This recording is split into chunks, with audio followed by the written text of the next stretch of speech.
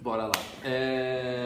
Eu fiquei pensando, né, o que a gente pode compartilhar, né? Porque na verdade até esse formato assim, eu falar que eu vou trazer a palavra seria uma blasfêmia, porque a palavra ela tá aqui. A palavra tá aqui, a gente lê, estuda um pouco para tentar compartilhar com vocês alguma coisa e juntos discernimos esse conhecimento que vem do alto, que vem de Deus. Então assim, na verdade eu peguei o tema da Maranta, falei, então tá bom, você quer cuidar lá da comida, então, mas sobre o que você ia pregar? Você ia falar sobre o quê? Ela falou, cara, eu tô a fim de falar sobre o tema sal da terra e luz do mundo, né? E eu acho que é um tema que a gente tem que ficar bastante ligado, principalmente nos dias de hoje, né? Porque, assim, o mundo, né? Quando eu falo mundo ao qual fazemos parte, né? Eu não falo do mundo como algo paralelo. É um mundo que a gente faz parte, tá muito louco e tá precisando de uma direção. Só que Jesus nos ensina como sermos essa direção, né? Só que às vezes a gente não se atenta a isso. Então o tema da palavra hoje é: vós sois o sal da terra e a luz do mundo. E é legal porque assim, o sal, tanto o sal quanto a luz, eles têm funções, né? Eles têm funções. Então se a gente for pegar o sal, qual é a função do sal? Acho que qualquer um consegue. Alguém come comida sem sal aqui? Poucos, talvez ninguém, né? Então o sal, o que é legal dele? Ele é algo que a gente usa para quê? Para dar sabor, né? Para dar sabor ao alimento. E além de dar sabor, a gente usa o sal para quê? Para conservar o alimento, né? Para que o alimento não apodreça. Então é legal isso que a gente começa a entender. Então o sal, olha só, ele tem uma função. Qual é? Dar sabor. O sal tem outra função. Qual? Preservar, conservar, né? Então, vós sois o sal da terra e a luz do mundo. Isso foi Jesus que disse, não sou eu que estou falando. Então, qual que é a nossa função nesse mundo? Preservar, né? Qual que é a nossa função? Dar sabor, né? Levar esperança, né? De certa forma, a gente liga o noticiário, vê tanta tragédia, tanta coisa ruim, tudo rolando, assim, fora as tragédias físicas com pessoas, mas também as tragédias emocionais que têm acontecido. Então, nosso papel qual é? Ser sal, dar sabor, ser sal, preservar. E a função da luz? A função da luz é fazer as trevas retroceder. Então, é bacana que se a gente entrar num lugar escuro, totalmente escuro, com uma lanterna, aonde aquela lanterna ilumina, o que vai acontecer? Não vai ter trevas. Naquele ambiente eu posso até estar cercado de trevas, mas aonde a minha lanterna estiver iluminando, ali eu vou ter luz, ali eu vou enxergar, ali eu vou saber para onde eu estou indo, tá? Então esse é o tema da palavra hoje, que é uma palavra, volto a falar, né? No outro encontro eu falei também e volto a falar, para ser compartilhada, não é uma palavra para ser, como se diz, amor, você que é professor, não é uma palavra para ser apenas dita, mas para ser compartilhada, ouvida, né, por vocês. Então vamos lá, eu queria que quem trouxe a Bíblia aí, ou o celular com Bíblia, abrisse em Mateus 5, 13, versículo 13, a gente vai ler do 13 ao 16.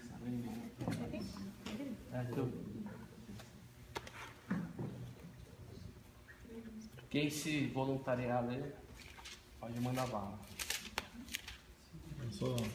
Só levanta a mão, porque como eu estou transmitindo ao vivo, aí eu já... Vamos lá. Se não, a Maranta lê. Manda ver. Do 13 ao 16. Vós sois o sal da terra, mas se o sal perder o seu sabor, como que se há de temperar?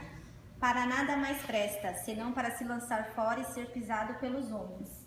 Vós sois a luz do mundo. Uma cidade edificada sobre um monte não pode ser escondida. Igualmente, não se acende uma candeia para colocá-la debaixo de um cesto. Ao contrário, coloca-se no velador e assim ilumina todos os que estão na casa. Assim, deixai a vossa luz resplandecer diante dos homens, para que vejam as vossas boas obras e glorifiquem o vosso Pai que estás nos céus. Não penseis que vim destruir a lei ou os profetas. Estou dizendo? Não, só o 16. Só o 16. O que eu achei bem interessante nesse sermão, nessa pregação de Jesus, né? O pano de fundo, por quê? Jesus estava, se vocês pegarem e lerem um pouco antes, ele estava com uma multidão. Então tinha uma multidão que estava ali com ele, estava acompanhando ele. Só que nesse momento que ele deu esse ensinamento, nesse momento específico, ele estava no monte. Então Jesus subiu ao monte com os seus discípulos, né? E toda vez que Jesus queria pregar assim para o povo, para a galera, para a multidão, ele não pregava do monte. Ele pregava da onde? Da praia, né? Porque na praia a voz dele ia, né? Ele ficava ali de costa para o mar pregando, o vento ajudava a propagar a voz dele, né? Então, pô, todo mundo ouvia, né? Tem relatos bíblicos de 5.000 pessoas ouvindo uma pregação de Jesus, sem microfone, né? Acredito que o vento, mais um passando pro outro, ele falou isso, tal. É muita gente. Só que nessa passagem específica, Jesus estava no monte. E o monte, assim, para pregar para a multidão, não é o lugar mais indicado. Por quê? O monte, apesar de ser alto, né, a gente imagina uma cena de desenho, né? Um morrinho, tipo, Jesus lá e a galera olhando. Mas não, o monte era um lugar alto e que muito vento, ventava muito. Então você querer falar do monte para quem está lá embaixo, você não consegue. Então assim, foi uma palavra para os discípulos de Jesus, né? Foi uma palavra para os discípulos dele. E quem são os discípulos dele hoje, né? Quem são? Quem que deve ser sal da terra e luz do mundo? É a galera que está aí, perdida? Não, somos nós. Nós somos os discípulos de Jesus hoje. É até interessante que ele sentou para ensinar, né? Que era um costume da época dos mestres. Sentava, ele vai falar alguma coisa importante agora, né? Diferente de hoje, que a gente levanta para ter a palavra, tá? Então é legal a gente ter isso em vista. Então nós somos os discípulos de Jesus no dia de hoje. Nós quem? A igreja. Nós, a igreja, somos os discípulos de Jesus nos dias de hoje. E é legal porque assim, nos ensinamentos de Jesus, ele sempre usou algumas figuras, assim, figuras metafóricas, podemos dizer assim, sal, luz, fermento, que mais que ele usou? Diversas figuras para representar o quê? Os discípulos, para representar o quê? A igreja. E o que é bacana? Que muita gente já fez uso dessas palavras, mau uso dessas palavras. Como? Se a gente for ler aqui, né, que não se acende uma candeia, né, para colocar debaixo no cesto, mas para iluminar e para que possa ser vistas, enfim. E muita gente já fez mau uso disso como? Eu sou uma candeia, então eu preciso aparecer, eu preciso brilhar, porque, E na verdade não é isso que Jesus está falando. Jesus não está falando nada disso. E se a gente for analisar as figuras linguísticas, se é que eu posso falar assim, que Jesus usava, todas elas, eu vou dar alguns exemplos, elementos que ele usava, fermento, sal e luz. Fermento, qual que é a função do fermento? A função do fermento é fazer o bolo crescer. Alguém aqui já comeu um bolo, tipo, estou com vontade hoje de comer um bolo de fermento? Eu nunca comi um bolo nessa intenção, mas sempre que a Maranta faz um bolo, porque eu não faço, ela coloca o quê? Ela coloca fermento, mas o bolo que eu quero comer não é o de fermento. Eu peço para ela um bolo de fubá, um bolo de chocolate, um bolo... E aí a gente começa a entender, né, o que a palavra de Deus diz quanto ao fermento. Mesma coisa o sal. Alguém aqui já falou, hoje eu tô a fim de comer sal. Eu acho que ninguém nunca teve vontade de comer sal. Porém, se a gente come uma comida sem sal, ela já não é tão gostosa, né? Já não fica tão legal. A gente põe o sal para quê? Para realçar o sabor. Mas o que a gente quer comer, na verdade? A gente quer comer carne, a gente quer comer batata frita. São essas coisas que a gente quer comer. E a luz? Eu nunca abri a janela assim para olhar a luz, assim, hoje eu vou abrir a janela que eu quero ver o sol, de olhar diretamente para ele. Não, mas a gente olha o quê? A gente contempla aquilo que o sol está iluminando, né? Então essa é a nossa função dentro do reino, né? Então por que ser luz? Porque nossa função é iluminar. Então o mundo do jeito que está, as coisas acontecendo, tem umas coisas muito loucas acontecendo assim que eu não acredito, que eu falo, caramba, não é possível, não é possível que isso é real. Não é possível que isso é real. Qual que é o nosso papel como cristão? É ser luz, ser sal, ser fermento, tá bom? Vamos seguindo aqui, para eu não me perder no raciocínio. Aí, beleza, aí a gente fala, legal, temos que ser luz, temos que ser sal, E como que a gente faz para ser luz e sal? Alguém sabe me dizer? Alguém tem uma sugestão assim? Alguém? Como que a gente faz para ser luz e sal? Evangelizar no meio que a gente vive, estando no trabalho, na escola, os vizinhos, amigos. Legal, bacana. É uma maneira de nos tornarmos sal da terra, né? A gente está lá evangelizando, proclamando o amor de Jesus.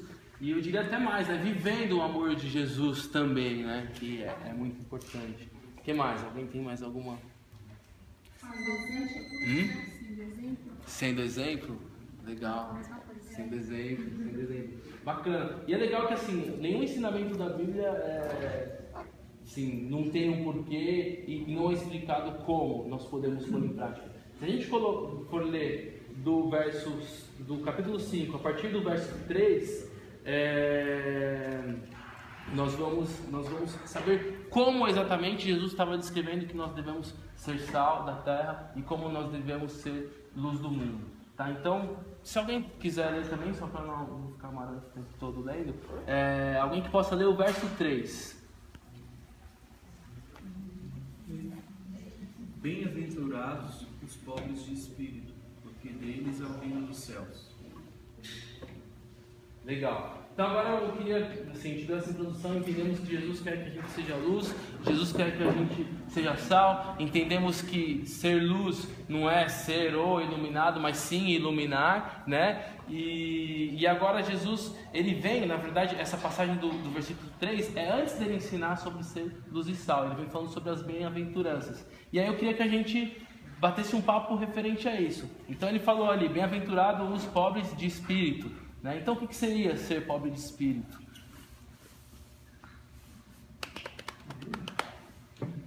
Pobre de espírito. Ser humilde? Sim, ser humilde, bacana. O que mais?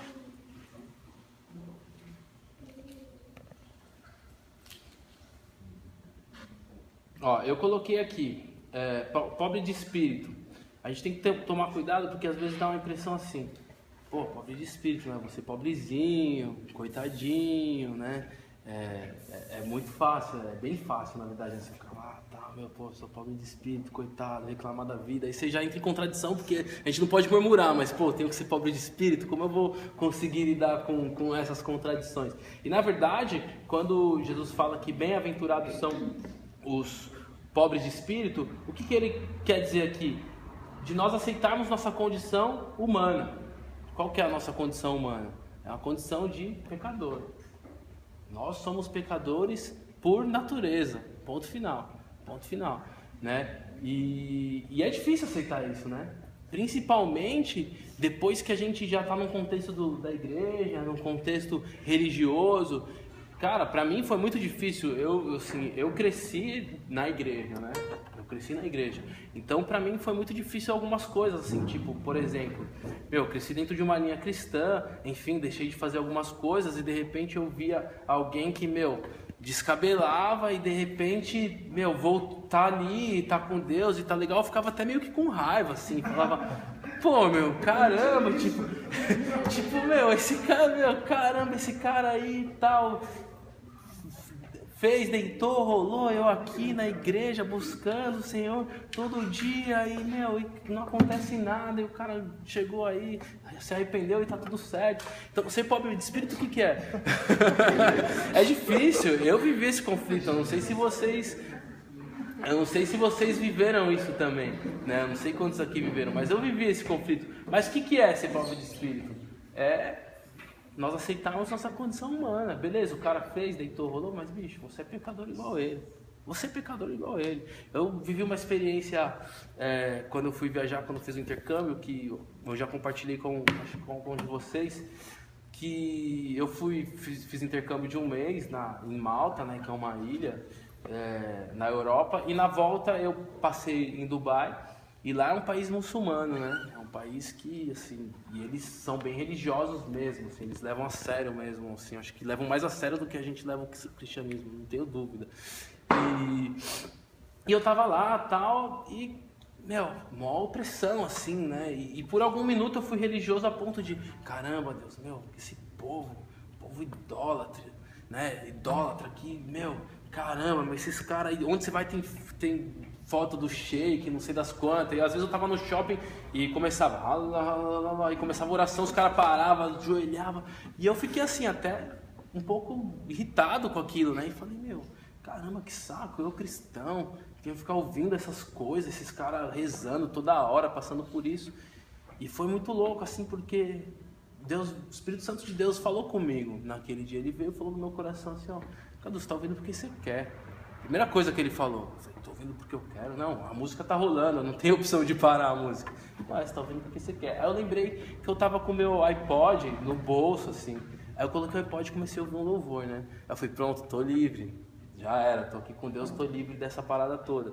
Só que, na verdade, Deus queria falar mais comigo e, na verdade, me dá bronca. Eu falei, pô, caramba, eu coloquei o iPod e o Senhor começou a ministrar no meu coração. Falou, Cadu, tá vendo esse povo? Você acha que eu amo você mais do que eles? Aí começou. Aí eu falei, não, eu vou pro hotel. Não dá pra ficar aqui mais não. Aí eu fui indo pro hotel e tal.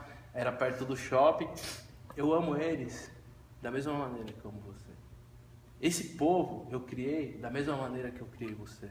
Pó da terra, né? E ele falou, e assim, Deus falou uma coisa que eu achei fantástica. Ele falou, e se você tivesse nascido nessa nação, provavelmente você estaria de joelho aí e orando a outros deuses, tá? Então não se sinta mais especial do que eles.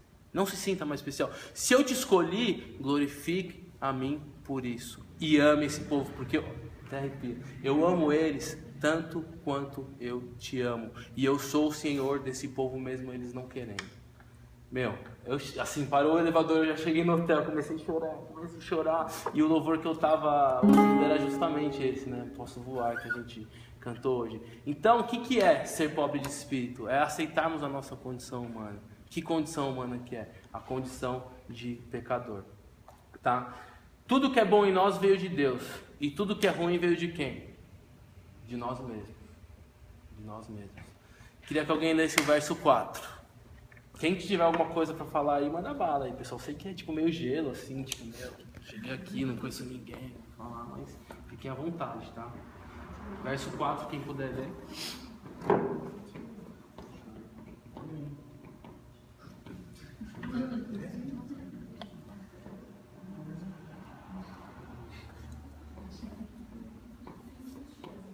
Bem-aventurados que choram, porque eles serão consolados. Amém. Se a gente buscar algumas outras passagens aí, né, chorar com os que choram, né? Então, chorar às vezes parece um sinal de fraqueza, né? Sempre. Aquela coisa, homem chora, não sei o que, tá. Eu choro pra caramba. Eu choro demais. Esse dia mesmo, esse testemunho que eu contei pra vocês. Eu não. Eu não. Eu choro demais, bicho. Esse homem não chora, eu tô lascado. E assim, chorar, né? Acho que chorar também está muito ligado com a primeira questão, né? Meu, e aí? Esse povo é idólatra? É idólatra, né? Mas e aí? E aí? Por que eles são idólatras? O que você está fazendo por eles, né? Então é chorar com os que choram. A gente chorar pela necessidade dos outros e pela nossa própria limitação humana, né? Nossa própria limitação humana, que muitas vezes nos impede de avançar. O nosso conceito humano, às vezes a gente cria um conceito humano sobre a coisa, a gente cria um conceito humano sobre o que é viver em comunhão, a gente cria um conceito humano sobre o que é receber a palavra de Deus, o que é viver a palavra de Deus, que nos impede de avançar, né? Então é chorar nesse sentido, tá? Aceitando o quê? Nossas limitações. Ou então tendo compaixão com os nossos semelhantes. Tá, verso 5, alguém quer comentar essa bem-aventurança? Eu posso? Pode, claro. Vale. O Cadu matou na mosca o negócio, que as bem-aventuranças, uma é consequência da outra. De modo que o humilde de espírito é aquele que reconhece a sua condição, como foi dito. E porque ele reconhece quem ele é, ele chora pelo seu estado e pelo estado do outro, né? E aí o desafio é a gente começar a olhar cada bem-aventurança que o Cadu for tratar como consequência uma da outra, porque eu sou nada, sou pecador tanto quanto eu sou tão dependente quanto os muçulmanos, por exemplo. Eu choro por mim, choro pelo outro. E o próximo versículo é consequência de tudo isso. Então, porque eu não sou ninguém, eu dependo de Deus totalmente, eu choro pelo meu pecado, choro pela dificuldade do outro. E porque eu sou pecador, porque eu reconheço o meu pecado, o sofrimento do outro, entra esse próximo versículo. E assim as bem-aventuranças vão uma puxando a outra. Sendo que o princípio de tudo é a gente reconhecer quem a gente é. É isso. Parabéns, Cadu. Glória a Deus. É uma palavra, a palavra de Deus é uma palavra que nos confronta, né? É uma palavra que nos confronta. Isso é legal. Porque quando a gente é confrontado, a gente é desafiado, né? E quando a gente é desafiado, a gente pode produzir mais, né? Seja no reino, seja no trabalho, seja aonde for. Então é muito legal isso. Aí verso 5, quem vai ler? Bem-aventurados mansos, porque eles herdarão a terra. Amém. Legal. Essa tem uma contrapartida, assim, é bem legal. Mansidão. A gente cai no que o Kennedy falou, ser humilde, né? Aí eu coloquei aqui, capacidade de liderar a partir da prestação de serviço. Servir, né? Servir é ser manso. Servir como? No nosso trabalho. Servir como? Na nossa casa. No nosso ministério. Na nossa igreja. Né? Eu acho assim, liderança, né, é serviço. Em qualquer âmbito. E os discípulos, eles foram chamados para serem os líderes da igreja. E hoje quem aceita Cristo, quem vive o Evangelho é chamado para ser os porta-vozes da igreja, tá? Então eu acho muito legal, né? Até uma coisa que o Ale fala que eu levo muito para mim, né? Acho que você falou umas 2 vezes, não sei nem se você lembra, que se as portas da igreja se fecharem, que diferença vai fazer nesse bairro, né? Isso é servir, isso é mansidão, né? Isso é ser líder servindo, né? Tá? E aí eu coloquei aqui, você lidera pensando, não pensando em o que você vai ganhar, mas sim como que quem você lidera vai ser beneficiado, né? Isso é bacana, isso a gente pode aplicar muito no trabalho. Eu lá com meus alunos, eu vou dar aula para quê? Porque eu vou ganhar meu salário no final do mês? Não, eu tenho que pensar que, o que essa criançada vai aprender? Eles vão pôr em prática? Eu posso ensinar as notas musicais, mas posso colocar algo a mais aí, né? Posso colocar algo a mais? Questão de caráter, isso nunca é demais. Posso? Então, eu creio que é nesse sentido. E o verso 6, quem puder ler. Tá. Abençoados são vocês, que sentem fome de Deus. Ele é comida e bebida, é alimento incomparável. Legal. A versão diz que, bacana também essa versão, que diz eu sempre gostei muito desse versículo. Bem-aventurados que têm fome e sede de justiça. Tipo, eu sempre gostei porque eu sempre vi ele como algo que me convém. E é fácil olhar pra ele, né, como algo que nos convém. Eu tenho sede de justiça, é isso mesmo, esse cara tem que pagar mesmo, porque pisou na bola comigo e tal. E na verdade não é isso, né? A justiça que Jesus fala aqui não é a justiça humana, né? Não é a justiça humana. Então é um dos versículos e uma das bem-aventuranças que é muito fácil da gente distorcer, buscando o nosso próprio bem-estar, né? O nosso próprio benefício. Então, assim, o que eu coloquei aqui, né? Fome e sede de justiça, o que seria? Nos preocupar com aquilo e aqueles que estão ao nosso redor, né? Isso inclui miséria, isso inclui pobreza, isso inclui desigualdade, né? Que a gente pensa, a justiça é o quê? O cara, roubou, bicho, tem que ir preso. O cara roubou, tem que tomar uma surra, né? É esse senso de justiça que a gente tem, né? Quando Jesus ensina totalmente o contrário, né? A gente pensa na justiça contra o outro. Jesus ensina a justiça em favor do outro. Essa é a diferença. Em favor. E é legal porque até se a gente for parar para pensar, né? O livro em que está inserido as bem-aventuranças é um livro que foi escrito por Mateus, né? Mateus, ele era um cobrador de impostos, né? Então, já pensou se tivessem exercido a nossa justiça com Mateus, será que essas palavras estariam chegando a nós, né? É legal a gente parar e pensar nisso. O que seria um cobrador de impostos hoje? Seria um político corrupto. É legal a gente contextualizar os nossos tempos. Seria um político corrupto. E Deus usou. Jesus chamou um político corrupto. Né? Por quê? Porque ele viu um político corrupto? Não. Ele viu alguém com potencial. Ele viu alguém com algo a mais. Ele viu alguém que pode ser usado por ele. Isso é muito bacana. Tá? Então a gente vê além dos nossos olhos e com compaixão. E aí vai vindo, vai ligando. Verso 7, quem puder. Bem-aventurados misericordiosos, porque eles alcançarão misericórdia. Misericordiosos. Acreditar que os seres humanos são dignos, não por suas obras, mas sim pelo simples fato de serem imagem e semelhança de Deus. Louco isso, né? Louco. Eu converso com a Amaranta assim, sempre, que é uma conversa que a gente tem tido muito frequente, porque o ser humano está muito individualista, né? E a verdade é que está bem difícil se relacionar com as pessoas, está muito difícil hoje em dia, porque o homem como centro do universo, né? São os meus desejos, as minhas vontades, tem que ser do meu jeito, e todo mundo está assim. Na verdade, todo mundo, querendo ou não, está sendo influenciado por esse conceito. E é uma coisa que a gente conversa sempre e eu tento pôr em prática, porque não é fácil, realmente não é fácil.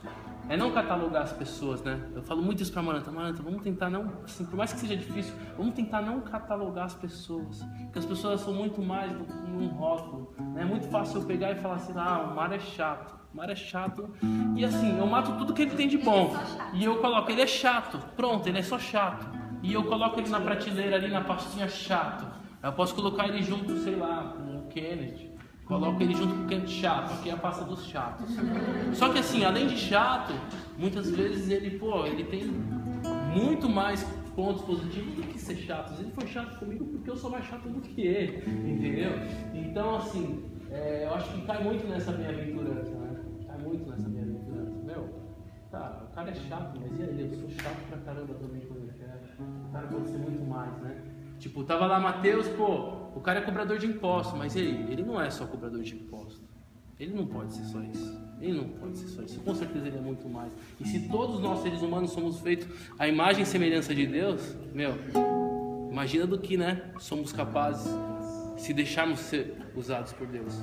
Isso o pastor pregou na igreja, lembra muito, eu não lembro o tema da pregação, mas ele fala que a medida do amor, não é a minha medida que eu tenho que ter pelo Mário, é a medida do amor que Deus tem pelo Mário. Assim eu tenho que me relacionar com ele. E isso me tocou profundamente, assim, acho que... porque... Tá vendo? E usou o Miguel, né?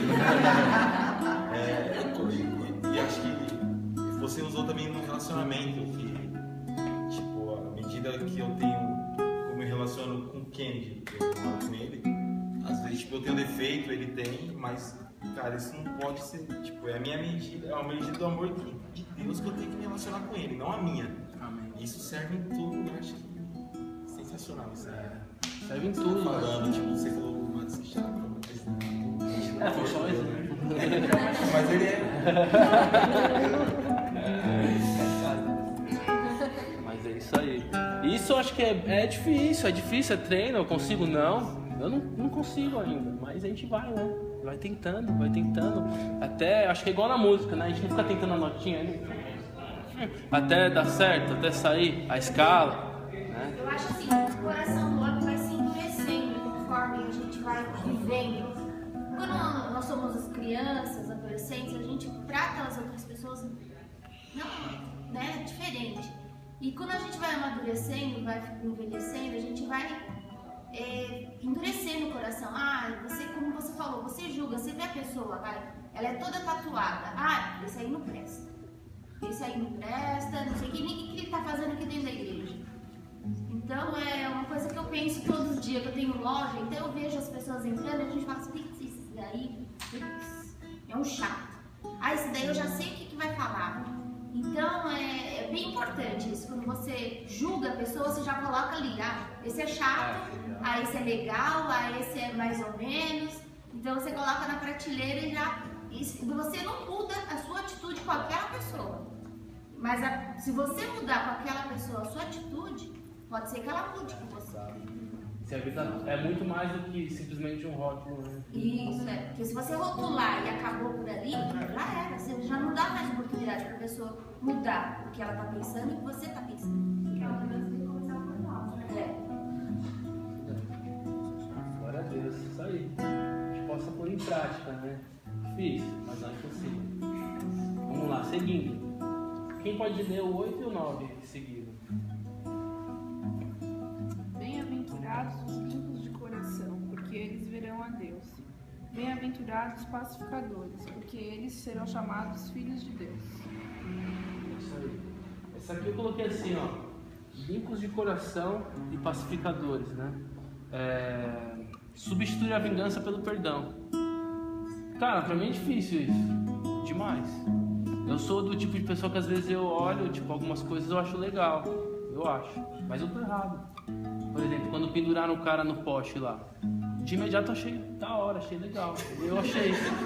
Confesso pra vocês. Confesso, mas não tá certo isso. Não tá certo. Ainda que a esposa não pensa igual, né? Tipo, pô, o cara roubou, meu, ainda bem que colocaram ele lá, prenderam ele no poste, bom mesmo. Só que não tá certo. Não tá. E a gente volta naquilo que a gente já conversou. A palavra de Deus, ela nos confronta. E se ela nos confronta é porque Deus nos ama, né? Quantas vezes eu fui confrontado por minha mãe, né? Eu lembro uma época que eu falei pra minha mãe, não quero mais tocar bateria não, porque não quero mais. Só que minha mãe teve a percepção de que eu não queria mais, porque na hora da aula eu tava sempre andando de skate. Então ela falava, entra em casa que agora você vai tomar banho que você vai pra aula. Então não é que eu não queria mais tocar, é que eu queria ficar na rua, na verdade era essa. Só que eu arrumava uma desculpa pra ficar na rua, falava que eu não queria mais tocar. Só que ela tinha essa percepção, então ela me confrontava, não, você que escolheu, você vai fazer até o final, acabou. Você vai fazer até o final. Hoje eu pago minhas contas com música, né? Que é uma coisa rara no nosso país. Então, vocês terem uma noção do que é o confrontamento divino, né? É um confrontamento para quê? Para o nosso desgaste emocional? Não. É um confrontamento para o nosso bem. Legal, né? É legal isso. E é legal a gente assumir nossa posição. Eu achei o máximo, mas eu tô lutando e tô buscando ter essa percepção, que é a percepção que Deus nos ensina. Amém? Verso 11, 10 e 11.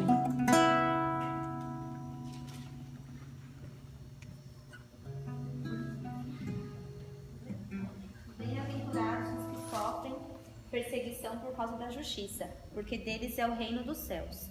Bem-aventurados sois vós quando vos insultarem e perseguirem e mentindo disserem todo o mal contra vós por minha causa. Legal. É meio que uma conclusão ali, né? Meu, se a gente colocar tudo isso aí em prática, o que vai acontecer? A gente vai ser perseguido. Não tem essa. Muitas vezes pelo nosso próprio conceito nós vamos ser perseguidos. Mas espera aí. Caramba, eu vou casar, vou ser fiel à minha esposa, mas espera aí. Mas, os caras estão aí, descabelando, estão aí, deitando e enrolando, e eu vou, é isso. E você vai ser confrontado sempre, seja pelo meio que você tá, seja, isso daí é certo, é batata, seja pelo seu subconsciente, seja pelo que for, você vai ser confrontado, né? Colocando em prática as bem-aventuranças, isso vai acontecer, né? Porque o ser humano está cada vez mais individualista. Então vamos falar para você, você tirou o cara do poste, né? Vamos supor, usar isso como um exemplo. Você tirou o cara do poste, já pensou se alguém fosse lá e tirasse o cara do poste na hora que penduraram o cara lá? Ia apanhar junto, ia pro poste junto. A verdade é essa. Então, é batata, colocar em prática.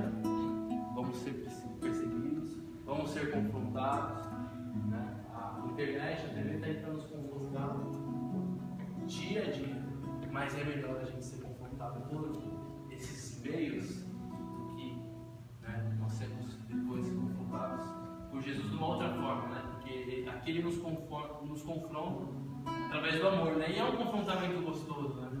É um confrontamento gostoso. Eu lembro, quando eu comecei a fazer faculdade, eu tinha um conceito de aula de instrumento assim, que era de escola, assim.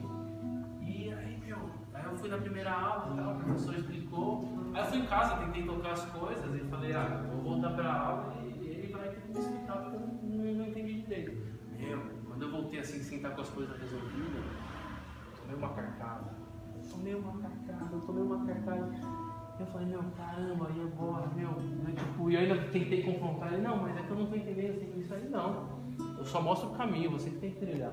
Eu falei, nossa, o negócio aqui é diferente, né? Não é igual as aulas particulares. Só que eu falei, meu, nunca mais ele vai falar desse jeito comigo. Nunca mais. E passaram 4 anos, me formei, ele nunca mais falou. Aí depois, eu até virei amigo dele, eu falei pra ele, pô, Ale, você lembra? O nome dele é Alexandre também. Você lembra, cara, que você, meu, me deu mó cacada? Eu falei pra mim, nunca mais esse cara vai falar desse jeito comigo. E nunca mais. Realmente ele falou, mas por quê? Porque ele não quis falar? Porque ele mudou a postura dele? Não. Porque eu mudei a minha atitude mediante ao que eu tinha que estudar e mediante ao que eu tinha que fazer. Né? Então a palavra de Deus nos confronta nesse sentido. Amém? Vamos lá. E aí qual que é a conclusão disso tudo? A conclusão é que não é do dia para a noite, né? Eu creio dessa forma. A gente não vai conseguir viver as bem-aventuranças do dia para a noite, praticar, colocar em prática como? A palavra de Deus está aí. Está aí para todo mundo. Aqui é fácil. Aqui é fácil. Está no celular, está no papel, está no computador. Como que a gente vai colocar isso em prática? Viver em comunhão com os irmãos, que é muito importante, né? É muito importante a gente viver em comunhão. Tá? Pra quê? Porque a gente vive a mesma luta. A gente está na mesma luta, simplesmente por isso. Estamos na mesma luta, vivendo as mesmas dificuldades. A gente está no mesmo barco. E assim, o corpo é forte, né? O corpo, quando está junto, é forte. Mas o que é mais importante? Eu falo sempre para meus amigos que não são cristãos. Eu falo assim, cara, mesmo que não existisse céu, inferno, enfim, mesmo que a Bíblia fosse um livro, assim, de uma mente inspirada, bicho, viver o Evangelho para a sociedade seria fantástico. Se a sociedade vivesse o Evangelho, independente daquilo que nós vamos receber como galardão no céu, independente, viver o Evangelho simplesmente por viver o Evangelho, a sociedade não estava do jeito que está. Não ia ter as doenças que tem, não ia ter a violência que tem, porque é a maneira que Jesus nos ensinou a viver. Mas como a gente sabe que tem uma recompensa após isso, melhor ainda, né? Melhor ainda. Então esse é o desafio, para que mesmo que as pessoas não aceitem, que elas possam glorificar ao Pai através de nossas obras. Amém?